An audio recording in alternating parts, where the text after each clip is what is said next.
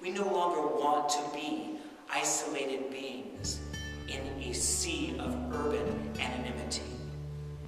We want to feel a part of a deeply woven, interconnected web of life and bound by the moral fabric that nurtures our shared destiny.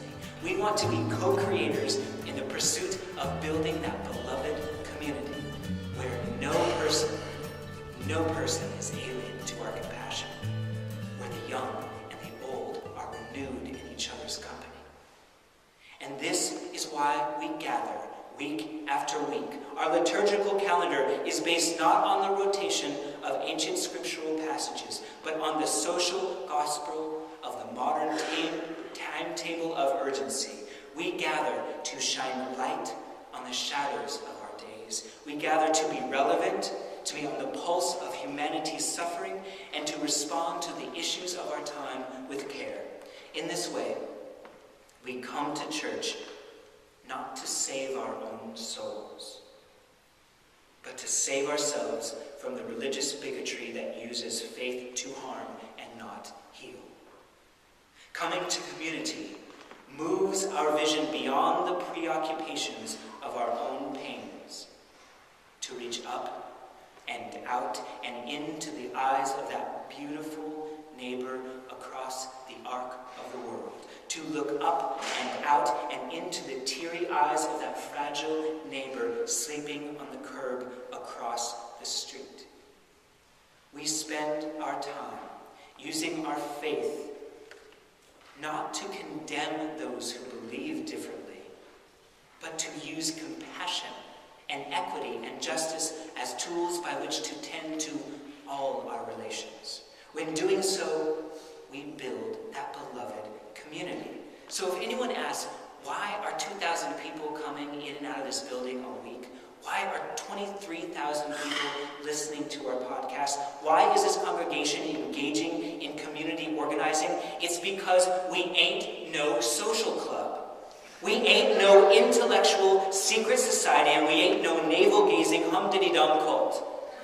We are an intentionally diverse congregation. We are a group of people who want to lead meaningful lives, to love one another without prejudice, and to build a just and sustainable world. So when you come to me, come not with the expectations to have some passive clergyman who is going to coddle you to the point of complacency. No. Come to me as your PST, your personal spiritual trainer. I'm serious. I want to see you move. I mean it. I want to see you root yourself in a community based on moral complexity and to hold one another to the ethic of intellectual honesty.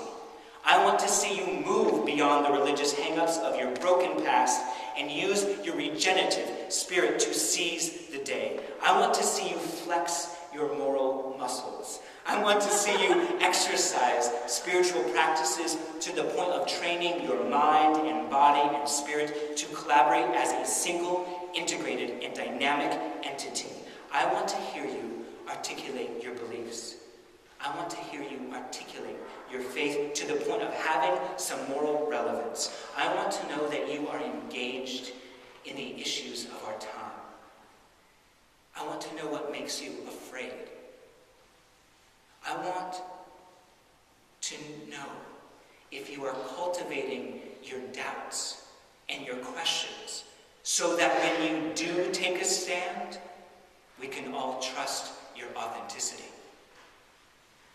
I want to know the intricacies of how you are treating other people. Have you learned new ways to better your relationships? If so, share them. I want to know if you have learned to like yourself. Have you learned to love yourself? I want to know if you feel alive. I want to know if you feel like you belong, that you feel like you matter, because to me, you do. You do. Look around you. You are amazing people. You are surrounded right now by a sea of amazing, beautiful, courageous people who are building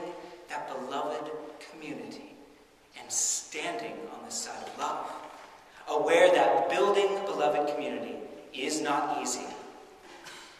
We close with the words of Martin Luther King Jr., who is said to have been in this sanctuary when he first learned of nonviolent civil disobedience. He said, "When I speak of love, I'm not speaking of some sentimental and weak response. I'm speaking of that supreme, unifying principle of life. Love is somehow the key that unlocks the door," King says. So whether you are joining in our collective effort to restore the self-worth of our neighbors by promoting literacy, or whether you are serving our Haitian brothers and sisters by preserving their dignity, know that you have the keys to the city of love, which call us to unlock the doorway of light so as to transform a shadowland of suffering